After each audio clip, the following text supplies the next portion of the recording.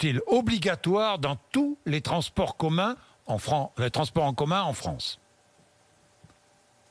Bon, d'abord, je le disais précédemment, j'ai demandé aux opérateurs de transport d'avoir l'offre la plus importante possible. Parce qu'évidemment, plus on a d'offres, moins on a de personnes dans les mêmes rames au même moment. Et c'est donc important d'avoir beaucoup d'offres et les opérateurs s'y sont engagés.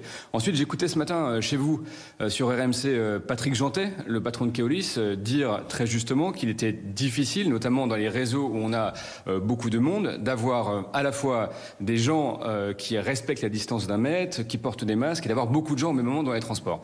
Donc il y a ce sujet du masque. Nous avons différentes hypothèses que nous travaillons. Nous regardons si nous devons le rendre obligatoire. Donc aujourd'hui, je vous arrête là. Je vous arrête, Jean-Baptiste Djebbari. Aujourd'hui, vous ne me dites pas le masque sera obligatoire dans tous les transports en commun en France. J'allais détailler ce point-là précisément. Je dis que nous avons différentes hypothèses. Nous regardons si nous devons rendre le masque obligatoire partout et tout le temps dans le territoire. Nous regardons si nous devons le rendre obligatoire simplement aux heures de pointe et partout dans le territoire, ou si nous devons très fortement le recommander. Je le dis encore, c'est pas tout à fait la même chose d'être à 7h30 dans la ligne 13 du métro à Paris que d'être à 14h dans un bus à Limoges. Donc si j'ai bien compris, Jean-Baptiste Djebbari, oui, si j'ai bien compris, dans les zones à forte population, les grandes villes, les grandes agglomérations, là, le masque sera obligatoire. Jean-Baptiste Djebbari?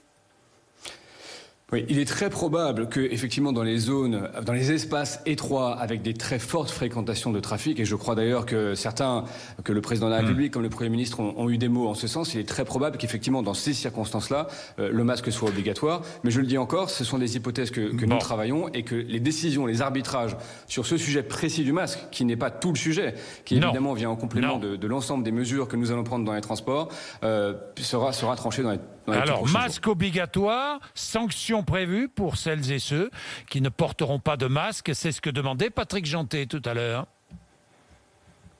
Il est évident que si le masque devait être obligatoire dans toute ou partie du territoire ou pour certains types de transports, il y aurait contrôle et éventuellement sanctions le cas échéant. Nous avons la possibilité de réaliser des contrôles par les forces de sécurité intérieure. Et vous savez par exemple, et notamment qu'au sein de la SNCF et de la RATP, il y a des services de sûreté et nous avons la capacité en droit de leur donner la possibilité de réaliser ces contrôles et ces sanctions. Donc ce sont des hypothèses là aussi que nous travaillons très précisément ces jours-ci.